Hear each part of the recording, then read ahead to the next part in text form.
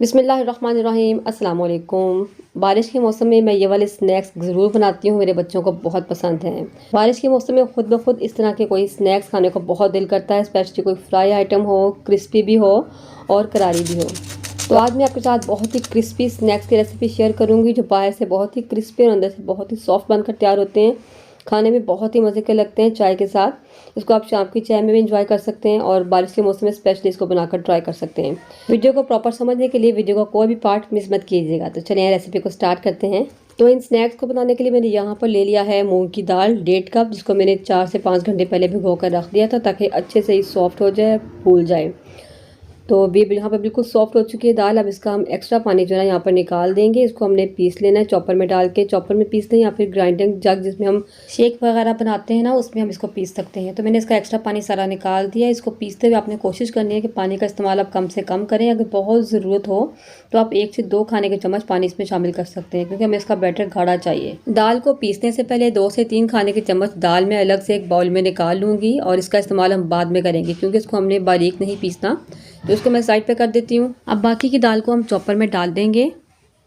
इसके अलावा कुछ मज़ीद चीज़ें इसमें शामिल करेंगे, जिसमें सबसे पहले मेरे पास हरी मिर्चें हैं 2 अदद। इनको दरमियान से काट कर हम इसमें डाल देंगे और साथ ही 1/2 इंच का टुकड़ा अदरक का है, ये भी इसमें डाल देंगे। लहसुन की कलियाँ हैं मेरे पास यहाँ पर 12 से 13 अदद, ये भी इसमें डाल देंगे।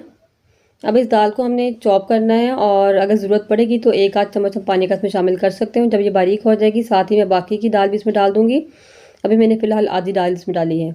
तो सारी दाल को हमने बिल्कुल बारीक पीस लेना है।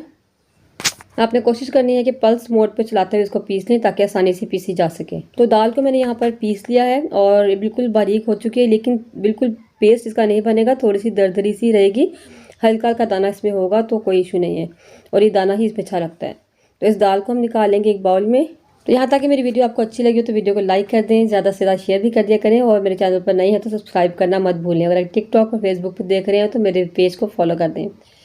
दाल को बाउल में निकालने के बाद हमने इसको विस्क की मदद से अच्छे से फेंटना है और इसको इतना हमने मिक्स करना है कि ये फ्लफ़ी हो जाएगी, इसमें हवा भर जाएगी और इसका कलर भी लाइट हो जाएगा। और इसको फेंटना बिल्कुल भी मुश्किल नहीं है, क्योंकि हमने मशीन पे इसको जब पीसा है तो काफ़ी हद तक ये पहले ही फूल चुकी है, तो बहुत जल्दी जो है ना सब फ्लफ़ी हो जाती है। आप देख सकते हैं इसका कलर कितना लाइट हो चुका है। तो विस्क को यहाँ पर हटा देंगे। आप चाहें तो यहाँ पर जो है इलेक्ट्रिक बीटर का इस्तेमाल भी कर सकते हैं। अच्छा, यहाँ पर इसको टेस्टफुल बनाने के लिए इसमें कुछ मसाले और कुछ और चीज़ें शामिल करेंगे। तो सबसे पहले डालेंगे नमक 1 चम्मच और 1/4 चम्मच चाय वाला। आप चाहें तो उस पर ज़रूरत भी डाल सकते हैं। लाल मिर्च का पाउडर आधी चाय का चम्मच, कुटी हुई लाल मिर्च 1/4 चाय का चम्मच, हल्दी पाउडर 1/4 चाय का चम्मच, फ्रेश कुटा हुआ ज़ीरा, यहाँ आप ज़ीरा पाउडर भी ले सकते हैं, तकरीबन 1 चाय का चम्मच, लेकिन भर कर नहीं लेना आपने। सूखा धनिया भी फ्रेश कूटा हुआ है, इसको आपने मोटा मोटा ही रखना है। ये हम डालेंगे 1 चाय वाला चम्मच भर कर आपने डालना है। सूखा धनिया जो है ना मोटा मोटा कूटा, उसमें बहुत अच्छा लगता है। प्याज आएगी इसमें एक दरमियाने साइज़ के, जिसको मैंने रफली चॉप कर लिया है, इसमें शामिल कर देंगे। हरा धनिया डालेंगे इसमें बिल्कुल बारीक कटा हुआ 2 खाने के चम्मच। और लास्ट पर मैंने जो दाल बचाई थी उसको मैंने चॉपर में डाल के बिल्कुल हल्का सा चॉप कर लिया पल्स मोड पे, ताकि इसका दाना साबित रहे, जो कि नज़र आता हुआ मुंह में आता हुआ बहुत अच्छा लगता है। इसमें हमारे जो है स्नैक्स बहुत क्रिस्पी बनकर तैयार होंगे। ये सब चीज़ें डाल के इसको हम हल्के हाथ से मिक्स कर लेंगे, ताकि हमारा जो दाल हमने इसको फ्लफ़ी किया था ये बैठे नहीं। तो स्पैचुला की हेल्प से हल्के हाथ से हम इसको फोल्ड कर लेंगे। और नमक मिर्च यहाँ पर आप टेस्ट कर सकते हैं और अपनी पसंद के मुताबिक कम ज़्यादा भी कर सकते हैं। अच्छा, मैं यहाँ पर आपको बताती चलूँ कि मैंने इसमें तकरीबन 2 चुटकी के बराबर या 1/4 टीस्पून के बराबर बेकिंग सोडा या बेकिंग पाउडर भी डाला था, जो कि मुझसे शूट नहीं हो सका। तो आपने लाजमी ऐड करना है, उससे हमारे स्नैक्स जो है ना अच्छे से पकेंगे और अच्छे बनकर तैयार होंगे। तो इसका बैटर मैं आपको चेक करवा देती हूँ। ऐसा होना चाहिए जैसे हम पकोड़े बनाते हैं, बिल्कुल ऐसा ही थिक सा। तो यहाँ आपको पता चल गया होगा कि हम मूंग की दाल के पकोड़े बना रहे हैं, जो कि बारिशों के मौसम में बहुत ही अच्छे लगते हैं और शाम की चाय में बहुत अच्छे लगते हैं। तो यहाँ पर मैंने ऑयल को गर्म होने के लिए रख दिया था। ऑयल मीडियम गर्म होना चाहिए। थोड़ा सा बैटर हम हाथ में लेकर इस तरीके से हाथ में इसको गोल कर लेंगे, बॉल की शेप दे देंगे और ऑयल में ड्रॉप कर देंगे। अच्छा, बहुत ज़्यादा हमने ऑयल को भरना नहीं है और बहुत लो फ्लेम हमने नहीं रखना। अगर फ्लेम बिल्कुल ही हल्का होगा तो एक तो जाते इसमें फट जाएंगे और ऑयल को बहुत ज़्यादा एब्जॉर्ब कर लेंगे। अगर आप पैन को बहुत ज़्यादा भर देते हैं तब भी ये जो है ना फट जाते हैं, जल्दी स्टेबल नहीं होते। जब इस तरीके से जान में आएंगे, थोड़े स्टेबल होंगे, उसके बाद ही आपने इसको हिलाना शुरू करना है। उससे पहले आपने इसको नहीं छेड़ना, वरना ये टूट जाएंगे।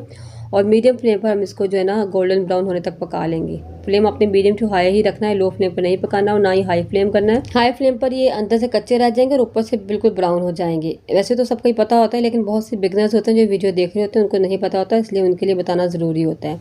दोनों साइड से पकौड़ों पे बहुत ही ज़बरदस्त कलर आ चुका है और इनको हम निकाल लेंगे, अंदर से बिल्कुल अच्छे से पक चुके हैं। इसी तरीके से बाकी के सारे भी हम बनाकर फ्राई कर लेंगे। तो मूंग की दाल के पकौड़े बनकर तैयार हो चुके हैं, जो कि खाने में बहुत ही लजीज लगते हैं। ऊपर से क्रिस्पी है और अंदर से बहुत ही सॉफ्ट बनकर तैयार होते हैं।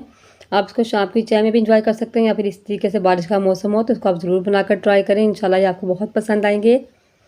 उसको आपने बनाकर ज़रूर ट्राई करना है, मुझे कमेंट करके ज़रूर बताना है कि आपको रेसिपी कैसी लगी। तो इस तरह की मज़ेदार सी रेसिपीज़ के लिए मुझे लाइक करें, सब्सक्राइब करें, मुझे फॉलो भी करें, क्योंकि मेरे चैनल पर मिलेंगे आपको हर तरह की रेसिपीज़। तो मिलते हैं इंशाल्लाह नेक्स्ट वीडियो में। दुआ में मुझे याद रखिए। अल्लाह हाफिज़।